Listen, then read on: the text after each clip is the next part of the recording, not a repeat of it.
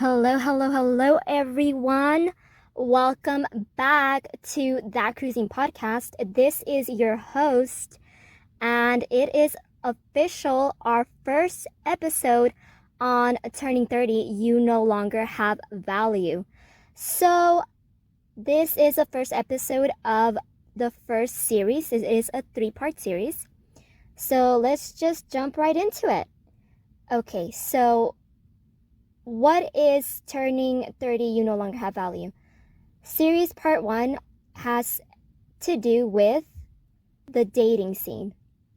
It seems to be very on trend right now that apparently there has been going around this message and it seems to be taking over very strongly.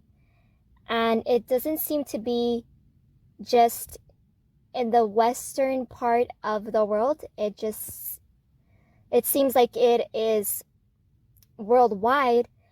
It's almost like they're preaching that once a woman turns 30, her dating value pretty much is non-existent. Wow. Okay, so what would be the biblical perspective on that? What would be the Christian perspective? Okay, so first of all, I want to say that I have had my personal experience walking with God and walking opposed to God. There is a very distinct, different type of lifestyle and mindset. So we're not going to brush over that there are true facts and there's also a lot of biological factors. We do take into consideration that men are attracted to youth, men are attracted to fertility, men are attracted to health, and I think that a lot of the subconscious mind is attracted to youth because of the health the woman carries. So we know that the more youthful a woman is, more likely she is healthy. That obviously there are various exceptions to things like that, but for the most part, women that are younger are healthier. And it's not just women, but humanity overall. We know that even with other species, the older the species gets, the older the human gets, the more health issues can occur and show up, the more they can struggle physically.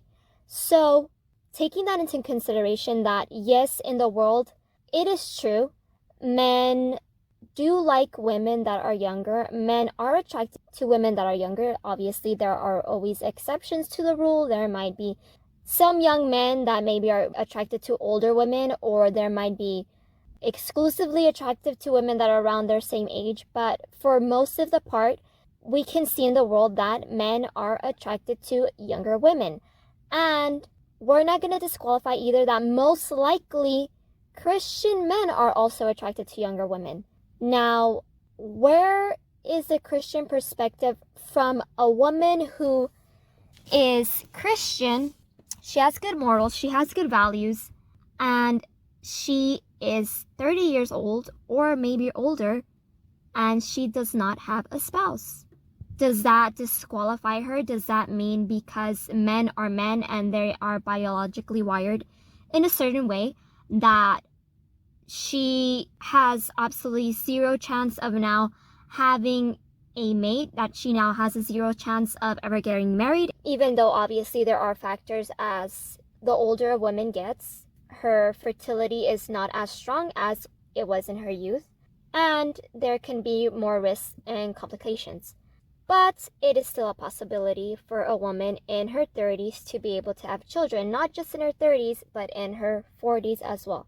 But we do not completely just brush under the rug that yes, there are higher health risks because of the exact same reason we mentioned previously, that the older a person gets, they're not as healthy.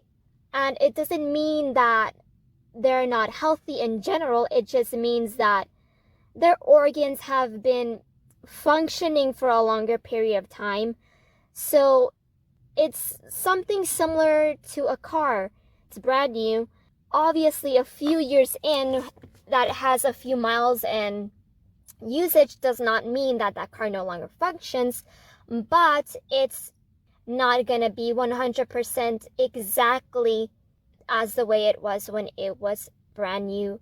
So with that being in mind, let's go ahead and kind of dive a little bit deeper into this perspective of men.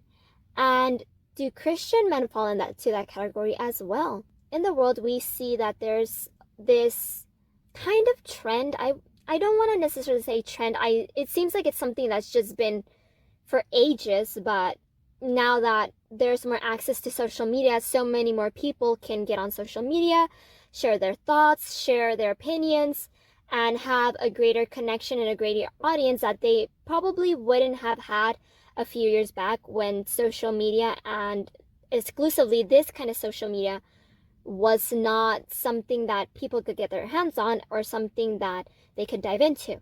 Now that is something that is becoming more aware of, even though I think it's been a long time that has pretty much been the case. It's just that people are more conscious of it, especially now with the whole thing where, there's these huge arguments where men are becoming more feminine, women are becoming more masculine, the feminist movement and the direction it's going in. So a lot of arguments, it comes to the point where a lot of this gets brought up, where men are attracted to younger women. How does a Christian woman go about that? Let's say that for whatever reason, we don't know everyone's journey, we don't know everyone's story. Let's say that it was a very well brought up Christian woman, and she wanted to do things the correct way. She wanted to do things the moral way. She wanted to do things the biblical way. She wanted to submit unto God. She wants to love God, respect God, submit unto the standards of His morality. So she has been abstinent.